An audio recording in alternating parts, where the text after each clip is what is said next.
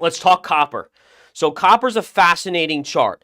So I want to show you a large time frame view of copper because it is an amazing big channel, and I always marvel at how the channels work, right? So you would think that charts are arbitrary, that they kind of depend on news, depend on this, and depend on this. But when you look at a chart like this, going back to 2000, man, how far back is this channel going? 2006, right? So you're back to 2006 over here. You have to start to say, wait a minute, this isn't necessarily arbitrary. It's not random, because you can clearly see that every time we kiss these upper levels, you're pulling back, and every time you've hit this lower level, you've gotten a bounce. And this is, again, going back 18 years, guys. That's amazing. So what's interesting here is that at some point, you can see this wedge pattern. At some point, you will break either up here, in theory, right? The idea is, if we look at this chart, logic and probability dictates eventually you either get to the low end or the high end of the channel.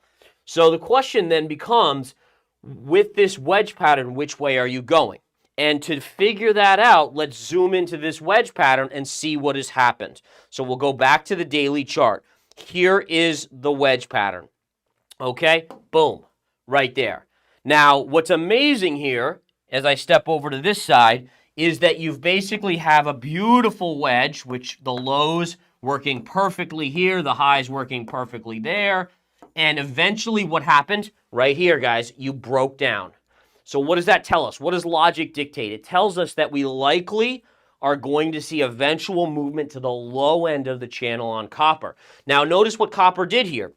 I'll try to zoom in a little bit here on this as well, just because I want to use this for teaching purposes. Bear with me as I zoom in. Okay, so we're zooming. In we go.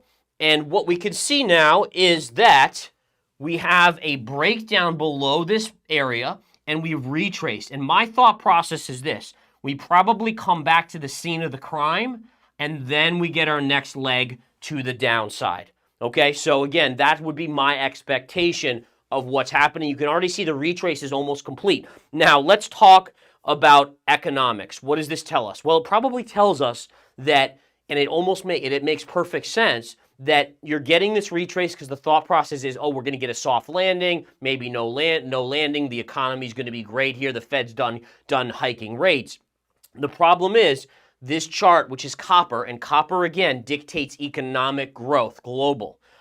If this starts to break down, it's not breaking down because the global economy is doing well. I'll guarantee you on that one. And so if this chart is a predictive chart, which I look at it as a predictive chart, it tells us we will enter a pretty rough recession at some point, and it'll be a global recession because ultimately, you know where we have to go? You guys know. We eventually have to go down here. And if copper's going to trade down there, it's not going to be pretty. Not going to be pretty for the economy. All right, spiders again upticking. So we got a little bit of a bid on the spiders. Honestly, not enough to make you guys pay attention. We got too many more important things to do. I only have a couple more minutes anyways.